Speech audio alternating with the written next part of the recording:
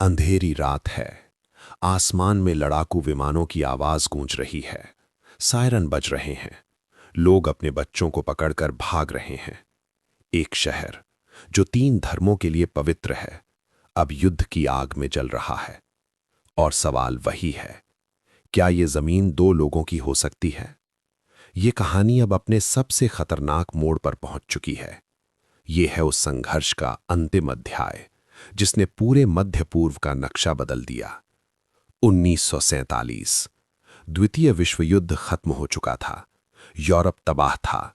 दुनिया होलोकॉस्ट की भयावहता देख चुकी थी। लाखों यहूदी मारे जा चुके थे। जो बच गए थे वे अब एक सुरक्षित घर चाहते थे।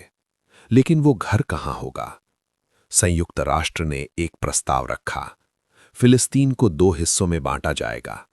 एक हिस्सा यहूदियों का राष्ट्र होगा, दूसरा हिस्सा अरब फिलिस्तीनियों का। यरूशलेम को अंतर्राष्ट्रीय शहर बनाया जाएगा। नक्शा बना, कागज पर रेखाएं खींच दी गई। लेकिन जमीन पर लोग रह रहे थे। उनके घर थे, उनकी यादें थीं। यहूदी नेतृत्व ने इस योजना को स्वीकार कर लिया। उनके लिए ये एक सपना था, हजारों साल बाद अपना देश। लेकिन अरब नेतृत्व ने इसे पूरी तरह खारिज कर दिया। उनका कहना था, ये हमारी जमीन है, हम इसे क्यों बांटें? तनाव बढ़ गया।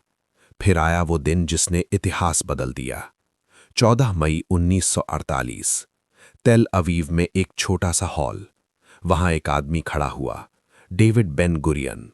उसने घोषणा की, आज से एक नया देश अस्तित्व में आता है। उसका नाम है इज़राइल। घोषणा खत्म होते ही दुनिया के कुछ देशों ने तुरंत इज़राइल को मान्यता दे दी। लेकिन पड़ोसी अरब देशों के लिए ये एक चुनौती थी। अगले ही दिन युद्ध शुरू हो गया।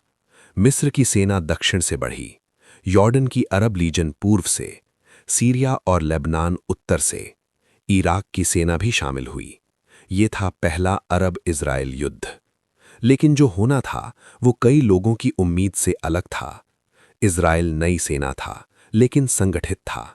अरब सेनाएं संख्या में ज्यादा थीं, लेकिन एकजुट नहीं थीं। लड़ाई महीनों तक चली। जब युद्ध खत्म हुआ तो नक्शा बदल चुका था। इज़राइल ने सिर्फ अपने हिस्से की जमीन ही नहीं, बल्कि उससे भी ज्यादा क्षेत्र पर नियंत्रण कर लिया। इस युद्ध का सबसे बड़ा असर पड़ा फिलिस्तीनी लोगों पर। करीब 7 लाख फिलिस्तीनी अपने घरों से भागने को मजबूर हुए।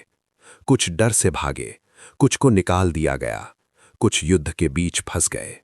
वे शरणार्थी बन गए। गाजा, वेस्ट बैंक, लेबनान, यॉर्डन, कई जगह शरणार्थी शिविर बन गए। फिलिस्तीनी इसे कहते हैं नकबा, यानी तबाही। लेकिन संघर्ष यहीं खत्म नहीं हुआ। 1967। मध्य पूर्व में फिर तनाव बढ़ गया। मिस्र के राष्ट्रपति गमाल अब्देल नासिर इज़राइल के खिलाफ कड़े बयान दे रहे थे। सीमा पर सेनाएं जमा होने लगीं। इज़राइल ने फैसला किया, पहले हमला करना होगा। 5 जून 1967। इज़राइल ने अचानक हवाई हमला किया। 6 दिनों में युद्ध खत्म हो गया। लेकिन परिणाम बहुत बड़ा था। इज़राइल ने गाजा, वेस्ट बैंक, पूर्वी यरूशलेम और गोलान हाइट्स पर कब्जा कर लिया। अब लाखों फिलिस्तीनी इज़राइल के कब्जे वाले इलाकों में रहने लगे। तनाव और गहरा हो गया। 1973। एक और युद्ध, यौम किप्पूर युद्ध। मिस्र और सीरिया ने अचानक हमला किया। कुछ शुरुआती जीत के बाद इज़राइल ने जवाबी हमला किया। फिर युद्ध विराम हुआ। लेकिन इस युद्ध के बाद एक बड़ी घटना हुई। 1979। मिस्र और इज़राइल के बीच शांति समझौता। मिस्र के राष्ट्रपति अनवर सादात और इज़राइल के प्रधानमंत्री मेनाखेम बेगिन। ये अरब दुनिया के लिए चौंकाने वाला था।